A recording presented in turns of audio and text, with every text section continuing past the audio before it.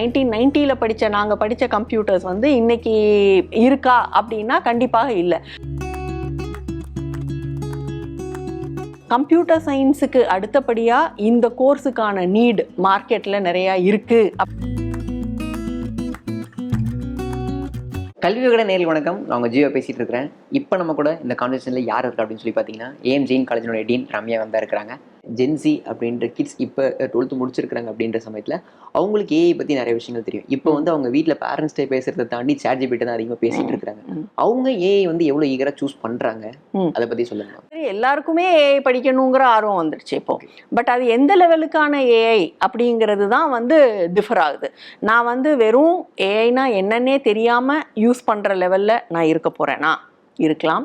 இல்லை எனக்கு AI tool ஏற்கனவே டெவலப் பண்ணி யாரோ வச்சுருக்குறாங்க, அந்த டூலை என்னுடைய தேவைக்காக நான் அப்ளை பண்ணிக்கிறேன் அப்படின்னா அதுவும் ஓகே. இல்லை நான் ஏஐ டெவலப் பண்ணணும். ஏஐலேயே பார்த்தீங்கன்னா நிறையா டைப் ஆஃப் ஏஐ இருக்குது. இப்போ சூப்பர்வைஸ் லேர்னிங், அன்சூப்பர்வைஸ் லேர்னிங் சொல்லுவோம். சூப்பர்வைஸ் லேர்னிங்கிறது வந்து எப்படி நீங்கள் கிளாஸில் ஒரு ஃபேக்கல்ட்டி சொல்லி கொடுத்து ஸ்டூடெண்ட் கற்றுக்குறாங்க, அதே மாதிரி ஸ்டூடெண்ட் கரெக்டாக கற்றுக்குறாங்களா இல்லையா அப்படின்றத நம்ம ஒரு டெஸ்ட் வச்சு அதுக்கப்புறமா நம்ம அனலைஸ் பண்ணுறோம். இவங்க கரெக்டாக படிச்சிருக்கிறாங்களா, கரெக்டாக புரிஞ்சிருக்கிறாங்களா அப்படின்றது. இந்த மாதிரியான ஒரு அல்காரிதம் டெவலப் பண்ணோன்னா அது சூப்பர்வைஸ் லேர்னிங்னு சொல்லுவோம். அன்சூப்பர்வைஸ் லேர்னிங்னா யாருமே உங்களை பார்க்கல, யாரும் உங்களை இவாலுவேட் பண்ணலை, அசஸ் பண்ணலை, ஆனால் நீங்களா கற்றுக்குறீங்க. இப்போ இது எல்லாத்தையும் தாண்டி ஜெனரிக் ஏஐ அப்படின்னு ஒரு கான்செப்ட் இப்போ வந்துட்டுருக்கு. அதுதான் இப்போ நீங்கள் சொல்கிற ChatGPT எல்லாம் we actually call it as generative AI. Okay, எப்படி நம்ம ஹியூமன் பிரெயின் வேலை பார்க்குதோ, யாரும் வந்து சொல்லி கொடுக்காம தன்னுடைய எக்ஸ்பீரியன்ஸ்னாலேயே நம்ம கற்றுக்குறோமோ அந்த மாதிரியான ஒரு ஏஐ வந்து இன்றைக்கி எல்லா இடத்துலையும் இருக்குது. அதுதான் ஜெனரேட்டிவ் ஏஐன்றது. ஸோ இப்போ இன்றைக்கி ஜென்சி கிட்ஸ் அப்படின்னு சொல்கிறவங்க ஏஐ டெவலப்மெண்ட்டுக்குள்ளே போகும்போது நீங்கள் பழைய artificial neural network, support vector machine, இந்த மாதிரி நிறைய அல்காரிதம்ஸ் இருக்குது. அதுதான் நம்ம முன்னாடி பேசிகிட்டு இருந்தோம். இனிமே வர்ற ஏஐ எல்லாமே மோர் ஆஃப் ஜெனரேட்டிவ் ஏஐயாக இருக்க போகுது. அப்போ அந்த ஜெனரேட்டிவ் ஏஐக்கு எனக்கு என்ன தேவை? ஒரு டெவலப்மெண்ட் ஃபேஸுக்கு போகும்போது அந்த ஜெனரேட்டிவ் ஏஐ நான் எப்படி டெவலப் பண்ண முடியும், அந்த ஆர்கிடெக்சர் எப்படி இருக்குது அப்படிங்கிறது எல்லாமே கற்றுக்கணும். ஸோ நீங்கள் யூஸராக இருக்க போகிறீங்களா, இல்லை ஒரு ஏஐ டூலை அப்ளை பண்ணுற இடத்துல இருக்க போகிறீங்களா, இல்லை ஒரு கம்ப்ளீட் நியூ ஏஐயை டெவலப்பே பண்ண போகிறீங்களா அப்படிங்கிறது தான் உங்களுக்கு இருக்கிற ஸ்பெக்ட்ரம். இந்த ஸ்பெக்ட்ரத்தில் நீங்கள் எங்கே வேணாலும் நிற்கலாம். ஸோ எங்கே நிற்கிறீங்களோ அதுக்கு தக்கன இருக்கிற ஒரு ஸ்கில் செட்டை நீங்கள் டெவலப் பண்ணிக்கணும். இப்போ நீங்கள் நிறைய ஏஐ பற்றி சொல்லியிருந்தீங்க. இப்போ ஏஐ கோர்ஸஸ் பற்றி நம்ம நிறைய பேசியிருந்தோம். இப்போ கடந்த ஆண்டு எந்தெந்த ஏஐ கோர்ஸ் வந்து எவ்வளோ பேர் சூஸ் பண்ணியிருந்தாங்க அப்படின்ற ரேஷியோ பற்றி பேசலாம் மேம், அதை பற்றி சொல்லுங்கள். ஓகே, இப்போது லாஸ்ட் இயர் பார்த்தீங்கன்னா நிறையா எல்லா இடத்துலையுமே ஏஐ கோர்சஸ் இன்கார்பரேட் பண்ண ஆரம்பிச்சிட்டோம். இப்போ நீங்கள் பார்த்தீங்கன்னா கம்ப்யூட்டர் சயின்ஸ் வித் ஏஐ அப்படின்னு இருந்தது. கம்ப்யூட்டர் சயின்ஸ் வித் ஏஐயில் வந்து இப்போ பொதுவாக ஃபண்டமெண்டல்ஸ் ஆஃப் கம்ப்யூட்டர் சயின்ஸ், அதாவது கோர் சப்ஜெக்ட்ஸ்னு இருக்கும். இப்போ நீங்கள் கம்ப்யூட்டர்னா அதனுடைய ஆர்கிடெக்சர் எப்படி இருக்குது அப்படின்றது கற்றுக்கணும். அதே மாதிரி ஒரு ஆப்ரேட்டிங் சிஸ்டம் எப்படி இருக்குது, நீங்கள் ஒரு கம்ப்யூட்டரையும் இன்னொரு கம்ப்யூட்டரையும் கனெக்ட் பண்ணணுன்னா அதில் இருக்கிற நெட்வொர்க்கிங் பற்றி கற்றுக்கணும். ஸோ இதெல்லாம் ஒரு கோர் பேப்பர் அப்படின்னு சொல்லுவோம். இந்த கம்ப்யூட்டர் சயின்ஸ் வித் ஏஐ படித்தாலும் சரி, இல்லை computer science with data science படித்தாலும் சரி, இந்த கோர் பேப்பர்ஸ் வந்து எப்பயுமே மாறாது. அது அப்படியே தான் இருக்க போகுது. இது போக ஸ்பெஷலைஸ்டு கோர்சஸ் அப்படின்னு சொல்கிறோம். அப்போ நீங்கள் கம்ப்யூட்டர் சயின்ஸ் வித் ஏஐ எடுக்கும்போது ஏஐயை டெவலப் பண்ணுறதுக்கு ஃபர்ஸ்ட் ஆஃப் ஆல் உங்களுக்கு மேக்ஸில் ஸ்டாட்டிஸ்டிக்ஸ் தெரியணும், ஆர் ப்ராபபிலிட்டி தெரியணும். ஸோ அந்த ஃபண்டமெண்டல்ஸ் ஆஃப் ஏஐ என்னவோ அதை அவங்க ஃபஸ்ட் இயரில் படிக்கிறாங்க. அதுக்கப்புறமா ஒரு ஏஐ டூலை நான் டெவலப் பண்ணணும் அப்படின்னா அதுக்கான ப்ரோக்ராமிங் லாங்குவேஜ் என்ன, அதை படிக்கிறாங்க. அதுக்கு அடுத்த வருஷம் போகும்போது அந்த ஏஐ டூலை நான் என்னென்ன மாதிரியான அப்ளிகேஷனுக்கு என்ன ஆர்கிடெக்சரை யூஸ் பண்ணி டெவலப் பண்ணலாம் அதை படிக்கிறாங்க. So there is a gradual increment in AI அவங்களுடைய படிப்பில். இதுவே நீங்கள் கம்ப்யூட்டர் சயின்ஸ் வித் டேட்டா சயின்ஸ்னு பார்த்தீங்கன்னா, டேட்டா சயின்ஸுங்கிறது ஏஐக்கான மூலதனம் டேட்டா தான். டேட்டா இல்லாமல் ஏஐ ஒர்க் ஆகாது. எனக்கு எவ்வளோ தூரம் அனுபவம் இருக்கோ அவ்வளோ தூரம் என்னுடைய எக்ஸ்பர்டைஸ், என்னுடைய நாலேஜ் இம்ப்ரூவ் ஆகும் அப்படின்னு சொல்கிறோம் இல்லையா, அதே தான் என்னுடைய எக்ஸ்பீரியன்ஸ்னு நம்ம ரியல் டைமில் சொல்கிறது. அங்கே வந்து டேட்டாவாக கொடுக்குறோம், ஏற்கனவே எக்ஸிஸ்டிங் டேட்டா. அந்த டேட்டாவை நீங்கள் என்ன மாதிரியான மெத்தடாலஜிஸ் எல்லாம் யூஸ் பண்ணி அதுலேருந்து ஒரு இன்ஃபர்மேஷனை எக்ஸ்ட்ராக்ட் பண்ணுறீங்க. ஸோ இங்கே ஏஐ டூல்ஸை பற்றி பேசுகிற மாதிரியே அங்கே டேட்டாவை அனாலிசிஸ் பண்ணுறதை பற்றி நம்ம பேசுகிறோம். இதே மாதிரி எலக்ட்ரானிக்ஸ் அண்ட் கம்யூனிகேஷன் சயின்சஸ், அப்போ நம்ம மேஜராக படிக்கிறது வந்து ஒரு மைக்ரோ கண்ட்ரோலர், ஒரு சிப்பு. அந்த சிப்பை வச்சு இப்போ சாதாரணமாக ஒரு லைட்டு போடணும் அப்படின்னா கூட ஒரு ரிமோட் இருக்குது அப்படின்னா அந்த ரிமோட்டை வச்சு லைட் ஆன் பண்ணுறதா இருந்தால் இங்கேருந்து சிக்னல் எப்படி போகுது, அங்கே கண்ட்ரோலிங் எப்படி நடக்குது, ஒரு சாதாரண ஒரு ஒரு ஒரு ஸ்விட்சுக்கே நம்ம அங்கே என்னென்ன எலக்ட்ரானிக்ஸ் என்னென்ன கண்ட்ரோல்ஸ் இருக்குது அப்படின்னு நம்ம சொல்கிறோம். அதே மாதிரி ஒரு விஷயத்தை ஆட்டோமேட் பண்ணும்போது அந்த மைக்ரோ கண்ட்ரோலரில் கூட நீங்கள் ஏஐ கொண்டு வரலாம். இப்போ நம்ம மொபைல் அதுக்கு ஒரு நல்ல எக்ஸாம்பிள். ஸோ உங்களுடைய அங்கே இருக்கிற கண்ட்ரோலரில் இல்லை மைக்ரோ ப்ராசஸரில் உங்களால் ஏஐயை பில்ட் பண்ண முடியும். ஸோ எலக்ட்ரானிக்ஸ் அண்ட் ஏஐ அப்படின்னே அந்த கோர்ஸை வந்து இப்போ சேஞ்ச் பண்ணுறோம். ஓகே, ஆமாம். ஸோ எலக்ட்ரானிக்ஸ் லெவலில், சிப் லெவலில் நீங்கள் எப்படி ஏஐயை கொண்டு வரலாம். அந்த சிப் லெவலில் ஏஐ கொண்டு வரும்போது நீங்கள் ரொபாட்டிக்ஸ் அந்த மாதிரியான அப்ளிகேஷன், ஆட்டோமேஷன், இந்த மாதிரியான அப்ளிகேஷனுக்கும் நீங்கள் அதை கொண்டு போய் யூட்டிலைஸ் பண்ண முடியும். ஓகே மேம், நீங்கள் எலக்ட்ரானிக் இன் ஏஐ அப்படின்ற மாதிரி ஒரு கோர்ஸ் சொல்லியிருந்தீங்க. அந்த கோர்ஸ்க்கு இந்த வருஷம் மாணவர்கள் செய்கிறதுக்கு எந்த அளவுக்கு ஈகராக இருக்கிறாங்க, அதை பற்றி? ஓகே, எலக்ட்ரானிக்ஸ் அண்ட் கம்யூனிகேஷன் சயின்ஸை பற்றின அவேர்னஸ் வந்து பொதுவாக இன்னும் வெளியில் ரொம்ப தெரியல. இன்ஜினியரிங்கில் இருக்கிற அளவுக்கு அவேர்னஸ் வந்து ஆர்ட்ஸ் அண்ட் சயின்ஸில் இன்னும் அந்த அவேர்னஸ் பசங்களுக்கு மத்தியில் வரல. அதனால் இப்போ நாங்கள் என்ன பண்ணோம்னா ஒரு சின்ன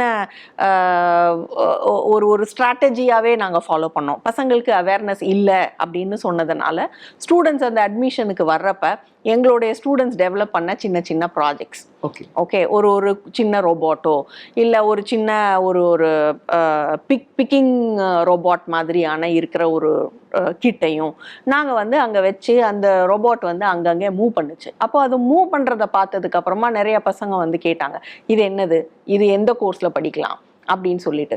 ஸோ அந்த அவேர்னஸை கொஞ்சம் கொஞ்சமாக க்ரியேட் பண்ணுறோம். கம்ப்யூட்டர் சயின்ஸுக்கு அடுத்தபடியாக இந்த கோர்ஸுக்கான நீட் மார்க்கெட்டில் நிறையா இருக்குது அப்படிங்கிற அவேர்னஸை இன்னமுமே க்ரியேட் பண்ணணும். இன்னைக்கு டேட்டில் இன்னும் அந்த அவேர்னஸ் இல்லை.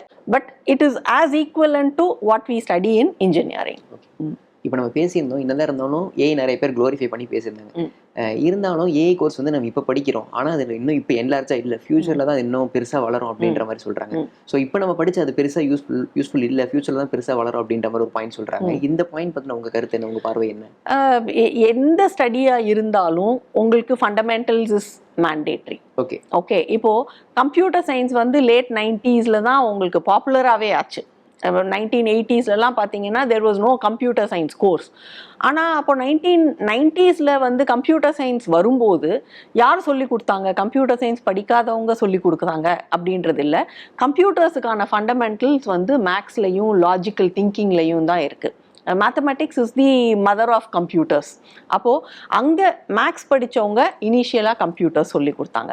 அது இவால்வ் ஆகிக்கிட்டே தான் இருக்கும். 1990 நாங்கள் படித்த கம்ப்யூட்டர்ஸ் வந்து இன்னைக்கு இருக்கா அப்படின்னா கண்டிப்பாக இல்லை. ஆனால் இன்றைக்கும் எங்களால் கரண்ட்டாக இருக்கிற சப்ஜெக்ட் சொல்லி கொடுக்க முடியும் அப்படின்னா அதுக்கு பேஸ் வந்து அந்த 1990s ஃபண்டமெண்டல் தான். ஸோ இன்றைக்கி நீங்கள் ஏஐ பற்றி படித்தா கூட you are getting to know the fundamentals of AI. அந்த அண்டர்ஸ்டாண்டிங் இருந்தால் அதில் இருந்து ஒவ்வொரு தடவையும் வந்து ஒரு இன்க்ரிமெண்டல் growth தான் நடக்குது. இதில் இருந்து ஒரு டெல்டா எக்ஸ் மாறுது, அதில் இருந்து another டெல்டா எக்ஸ் மாறுது. ஸோ அந்த சின்ன சின்ன சேஞ்சஸை என்னால் இன்னைக்கு படிக்கிற ஏஐயை வச்சு அடுத்த கட்ட இம்ப்ரூவ்மெண்ட்டை என்னால் புரிஞ்சிக்க முடியும்.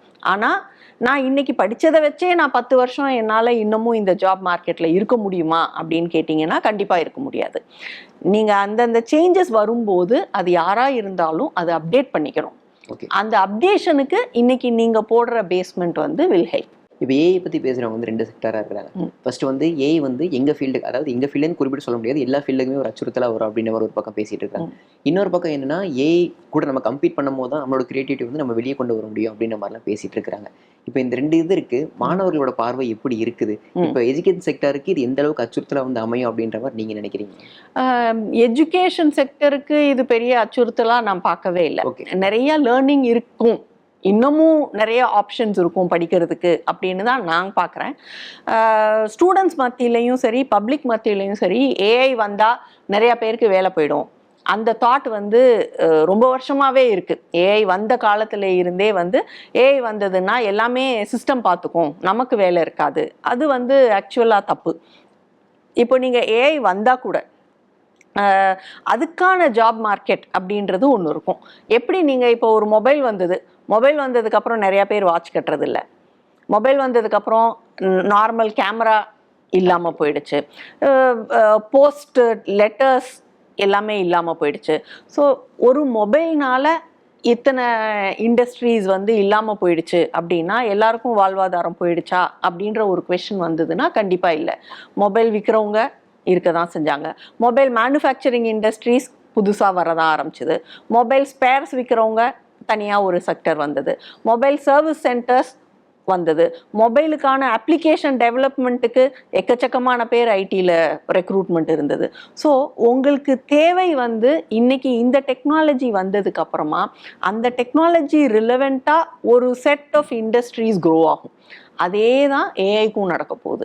ஒரு ஏஐ செக்டர் வரும்போது அந்த ஏஐ டூல் டெவலப் பண்ணுறவங்க இருப்பாங்க, புது ஏஐ டெக்னாலஜியை இன்வென்ட் பண்ணுறவங்க இருப்பாங்க. அந்த ஏஐ டூலுக்கான சர்வீஸ் செக்டர் ஒன்று இருக்கும், ஏஐக்கான ட்ரைனிங் செக்டர் ஒன்று இருக்கும். ஸோ கம்ப்ளீட் ஒரு ஷிஃப்ட் நடக்குமே தவிர வேலையே இல்லாமல் போயிடுவாங்க அப்படிங்கிறது வந்து இட்ஸ் நாட் ட்ரூ. ஆனால் வேலை இல்லாமல் போகிறதுக்கு ஒரே ஒரு ஆப்ஷன் இருக்கும். என்னைக்கு வந்து ஒரு ஸ்டூடெண்ட்டோ ஒரு யாராக இருந்தாலும் சரி, for a generic person also, என்னைக்கு என்ன நான் அப்டேட் பண்ணிக்காமல் இருக்கிறேனோ அன்னைக்கு வந்து அவங்களுக்கு வேலை இல்லாமல் போகலாம். Okay okay. இப்போ எஜுகேஷன் செக்டரில் நீங்கள் பெருசாக அச்சுறுத்தல் இருக்காது அப்படின்ற மாதிரி சொல்லியிருந்தீங்க.